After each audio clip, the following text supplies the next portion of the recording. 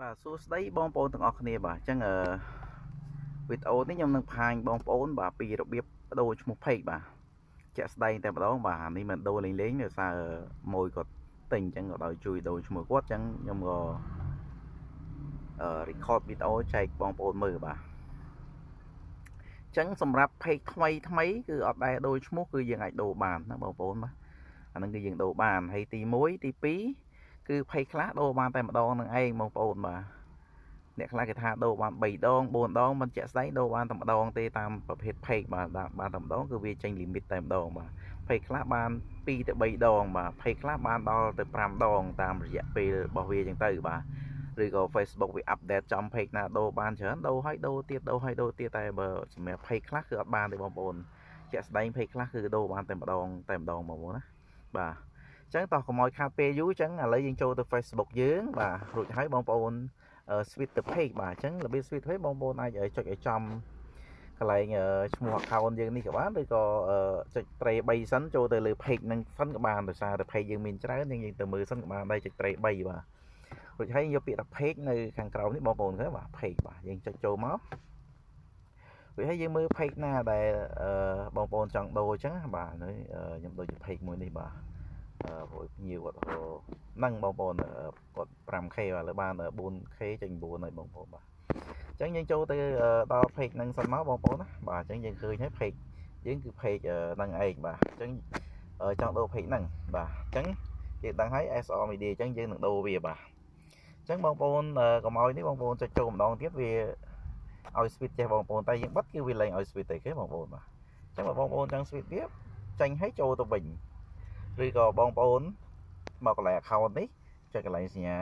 ព្រួយបាញ់ចប្រមនេះក៏បានដែរបាទរួចហើយយើងចូលទៅ page ហ្នឹងបាទនឹង switch ដូចគ្នាបងឃើញវា switch ទៅ SR Media បាទអញ្ចឹងយើងមើលបញ្ជាក់ page 4k 9 5k ហ្នឹងដែរបាទគឺ page ហ្នឹងហើយអញ្ចឹងភ្ញៀវគាត់ឲ្យដាក់ឈ្មោះស្អីk PK មិនទេចាំតិចសិនអញ្ចឹងយើងចូលដល់ page ហ្នឹងមកបាទ switch អញ្ចឹងហើយបងប្អូនចូលកន្លែងត្រេ3នេះបងប្អូនណាបាទខាងលើនេះបាទចូលដើម្បីឲ្យដល់ option setting វាហើយបងប្អូនយកពាក្យថា setting នេះបងប្អូនបាទគេបងប្អូនខាងកូនសោនេះបាទ setting ហើយបងប្អូនយក setting ទៀតមកបាទគេបងប្អូនរួចហើយបងប្អូនយកពាក្យថា page set up បងប្អូនបាទគេបងប្អូនបាទបងប្អូនយកពាក្យថា page set up ហើយបងប្អូននឹងឃើញ name នៅខាងលើ SR Media ហ្នឹងបងប្អូនបាទអញ្ចឹងឥឡូវយើងចូលមើលសិនថាគាត់ចង់ដាក់ឈ្មោះអី PKP បាទអញ្ចឹងអានេះខ្ញុំយក Facebook ខ្ញុំ send មកបងប្អូនខ្ញុំខ្លាចបាយខុសបាទ PKP បាទអញ្ចឹងយើងចូលកន្លែង name ហ្នឹងមកបងប្អូនបាទចុចលើ name ហ្នឹងយើងលុបឈ្មោះហ្នឹងចេញយើងដាក់ឈ្មោះដែលអតិជនយើងចង់បានបាទ PK P អញ្ចឹងបងប្អូនមើលបញ្ជាក់ឡើងវិញវាខុស PKP អូខេបាទត្រូវបាទយើងវាយយ៉ាងហើយយើងយកពាក្យថា review change បងប្អូននេះអា QQ ហ្នឹងបាទចុចមកបាទរួចហើយយើងចុចពាក្យថា submit for approve បងប្អូនបាទខាងក្រោមបុកខៀវបាទចុចវាទៅបាទចុចភ្លាមហ្នឹងទៅវាដាក់60ថ្ងៃបាទតែជាក់ស្ដែងបើសិនណាជា page យើងដូរបានគឺភាគច្រើនបានតែមួយផ្លែតហ្នឹងគឺបានទេបងប្អូនតែបើផុតពី1ម៉ោងអីភាគច្រើនខ្ញុំចំណាំមើលសូវបានទេតែក៏មាន page ខ្លះដែរយើងដូរថ្ងៃហ្នឹងចឹងដូរអត់ចេញដល់ម្ចាស់គេណាផ្សេងទិញទៅបាត់ហើយមួយខែពីរខែទៅវាលូតដូរឲ្យក៏មានដែរបងប្អូនហ្នឹងបាទអញ្ចឹងយើងប្រយ័ត្នចែងអស់គ្នាបាទ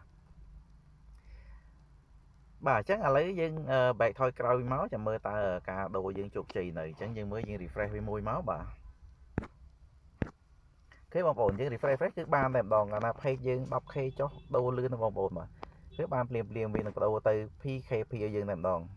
បាទអញ្ចឹងរបៀបបដូរឈ្មោះ page មានប៉ុណ្ណឹងបងប្អូនហើយបើដូរទៅវាដាក់ថា limit